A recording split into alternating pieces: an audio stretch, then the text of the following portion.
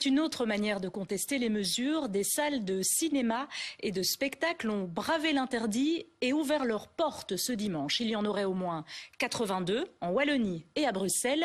Et les spectateurs ont répondu présents. Mathieu Langer, Pierre Morleghem avec Julien Modave et Julien Raoui. Si je tremble, je vais tomber, je te dis. Il est à l'image de la culture. Sur scène, Vincent résiste.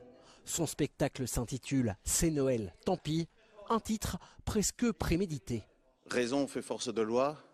Cette décision, elle est complètement absurde, elle est injustifiée. Donc non, j'ai pas du tout l'impression de faire quelque chose d'illégal et ça, je me sens pas du tout mal à l'aise avec cette démarche. Bienvenue au théâtre.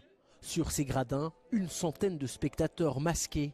Les mesures de sécurité sont respectées et quelques minutes plus tôt, toutes et tous étaient informés des risques qu'ils prenaient. Aujourd'hui, nous sommes tous hors la loi. Nous risquons une interdiction. C'est 250 individuellement, a priori. Et nous, c'est plus. Ça peut aller jusqu'à 3 000 à 4 000 euros, effectivement, en tant qu'organisateur.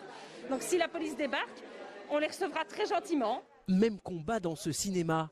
À l'affiche, un film pour des enfants impatients, assis aux côtés de leurs parents. Je pense qu'il faut soutenir la culture et aussi bien pour les enfants que pour nous, il faut un peu une bouffée d'oxygène. Donc on a décidé de venir. Venir au risque d'être reconduit vers la sortie au milieu du film. Honnêtement, j'espère que non. Maintenant, si la police vient, on s'exécutera. Je suppose qu'ils ne vont pas débarquer en pleine séance. Malgré l'incertitude, les ventes de tickets de cinéma connaissent pourtant une forte augmentation. Le site a explosé jeudi et les gens ont acheté des places pour tout le week-end de Noël et aussi pour aujourd'hui. Donc ça fait vraiment, vraiment chaud au cœur et c'est là qu'on sent que notre combat est juste. Au total, 82 théâtres et cinémas ont gardé leurs portes ouvertes aujourd'hui. 42 en Wallonie et 40 à Bruxelles. Une vague de contestation plus marquée qu'en Flandre où de nombreux établissements culturels sont à l'arrêt.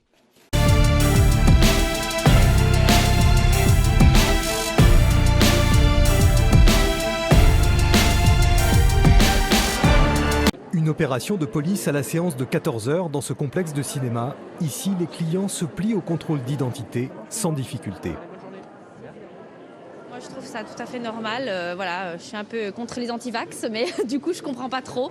Il va falloir que tout ça s'arrête. Donc, pour s'arrêter, il faut se faire vacciner. J'espère que ça va pas devenir habituel. Hein. Exceptionnellement, pourquoi pas ?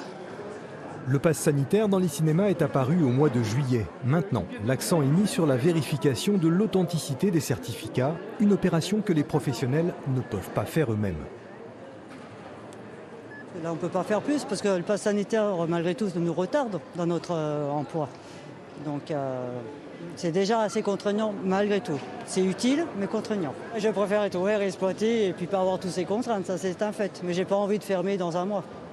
La présence policière dans les établissements publics va se faire plus fréquente pour détecter les faux passes sanitaires. On en rajoute un peu là avant les fêtes de fin d'année pour que les choses soient parfaitement claires pour tout le monde. Il faut rappeler qu'il y a un an, les cinémas étaient fermés. Donc c'est le pass sanitaire et la vaccination qui permettent que la vie continue. Mais encore faut-il que tout le monde joue le jeu.